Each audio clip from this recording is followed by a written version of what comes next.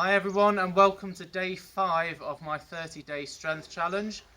It was good to see a lot of you sending in once again all your comments yesterday to see how you got on.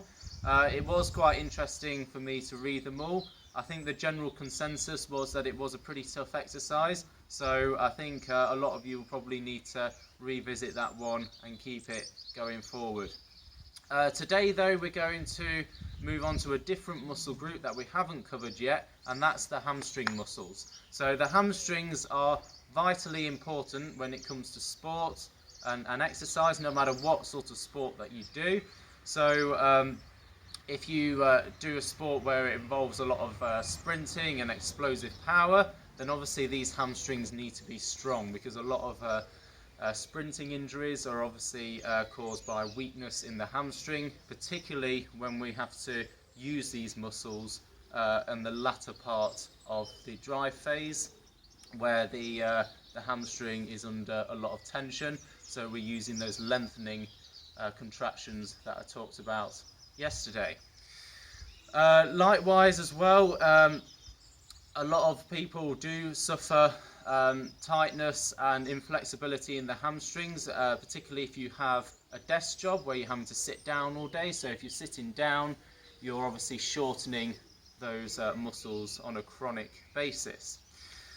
It's also important for more endurance athletes. So if you're a distance runners tend to have a habit of using their hamstrings, particularly if their glute muscles aren't strong enough. So instead of using this nice triple extension and having this nice straight line down the leg, so that you can use the glutes to fire yourself through the air and elongate your stride, quite often if the glutes are weak, then the hamstrings have to pick up the slack. So instead of doing this, you end up just doing that instead, and then obviously that shortens your stride, reduces the efficiency of how you run.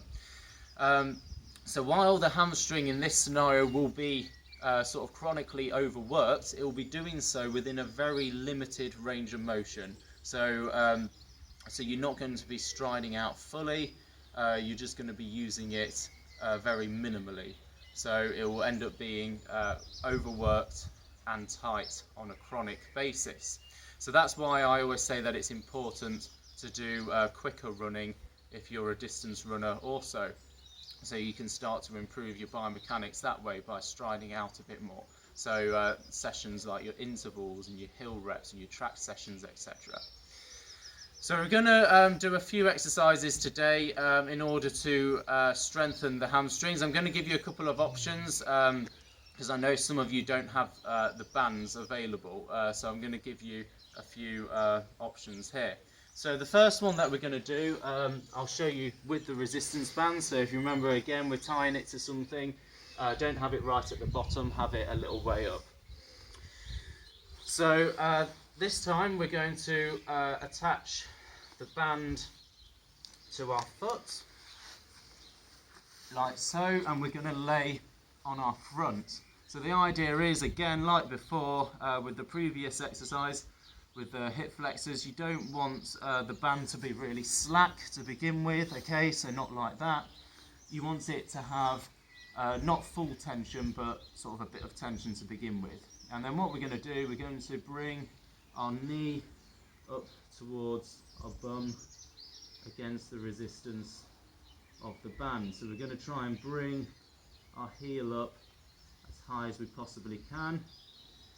You just have to be careful with this one, because if you do have weak hamstrings, you might start to get a bit of a cramping sensation. And again, we're going to do as many as we can of these, but as a rough guide, I would say if you can get to about 25 on each side, then that's a good thing. If you don't have a band for this, an alternative you can do is, if you've got an ankle weight, you can again use the ankle weight to provide that resistance instead, or you can obviously just strap something for a bit of weight onto your foot. Now another exercise, which is a bit harder, is going to involve having a partner. So I'm just going to put a towel down here and just to support my feet. Now this is known as the Nordic hamstring curl. So this is a really effective exercise, although it's only body weight, improving your hamstring strength. So we need to do a quick posture check first though. So we need to make sure that we're engaging our abs. So we want good sort of pelvic alignment and everything. So we've not got that lordosis just here. We want to have this core nicely engaged.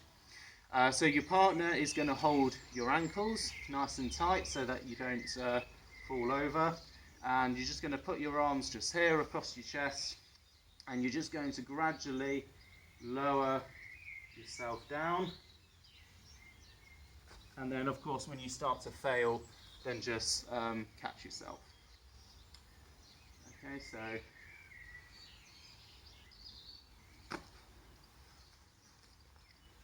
so if you can do up to 3 sets of 10 of this exercise, then that will be good.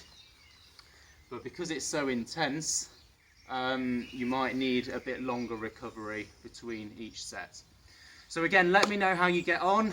Send in your comments and everything. Let's start liking and sharing to your friends, etc. Let's get as many people on board as we can. And I'll see you tomorrow for day 6.